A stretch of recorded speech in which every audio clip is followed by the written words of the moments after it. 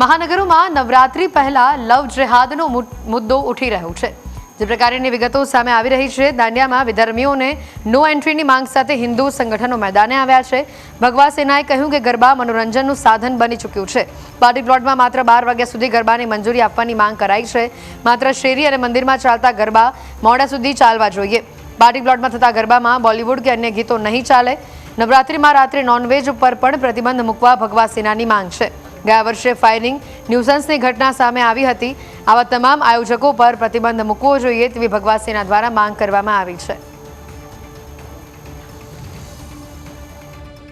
પ્રથમ માંગ તો સરકારશ્રીને એક જ છે મારી કે કાયદો વ્યવસ્થા જે છે એ પ્રમાણે અગર આપણે જોઈએ તો નવરાત્રી પ્રસંગ જે છે એમાં ખાસ કરીને જે સરકારે પેલી વખત આવેદનપત્ર બહાર પાડ્યું હતું ને મોડે સુધી ગરબાની પરવાનગીઓ જે આપવામાં આવી હતી, બરાબર છે, એને લઈને ખાસ વિષય છે મારો। પહેલી વસ્તુ તો અગર પાર્ટી પ્લોટોના જે ગરબા છે એક મનોરંજનનું સાધન બની ગયા છે, જેના કારણે લવ જિહાદના કિસ્સાઓ દનબદન વધી રહ્યા છે અને એને જોતા મને એવું લાગે છે બેન દીકરીઓની સુરક્ષાનું શું, તો 2 વાગ્યા સુધીના જે ગરબાની પરમિશનો છે પાર્ટી પ્લોટોની એ 12 વાગ્યા સુધીની કરી દેવામાં આવે। ખાસ કરીને મારી વિનંતી છે, ભલે કોઈને પણ ખેલૈયાઓને મારી વાતથી દુઃખ લાગતું હોય પણ આપણી બેન દીકરીઓની સુરક્ષા માટે ટાઈમસર પોતાના ઘરે પહોંચે। બીજી વાત એ છે કે શેરી ગરબા હશે, મંદિરના ગરબા હશે ને સોસાયટીના ગરબા છે એને પૂરી નાઇટ વગાડવાની પરમિશન આપે 2 વાગ્યા 3 વાગ્યા સુધી, અમને કોઈ દુઃખ નથી।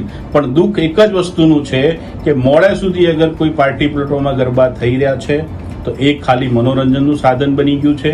વધતા પાર્ટી પ્લોટ વાળાને ખાસ મારી વિનંતી છે, ઓર્ગેનાઇઝરોને ખાસ વિનંતી છે કે તમારા કલાકારો તમારા જે પણ ત્યાં આવે છે એમને પણ સૂચના આપું છું કે માતાજીના ગરબા સિવાય કોઈ પણ પ્રકારનું અશ્લીલતા પ્રમાણેનું કોઈ પણ ગીત હશે તો તમારી પર કાયદેસરની કાર્યવાહી અમે લોકો કરાવીશું, બરાબર છે।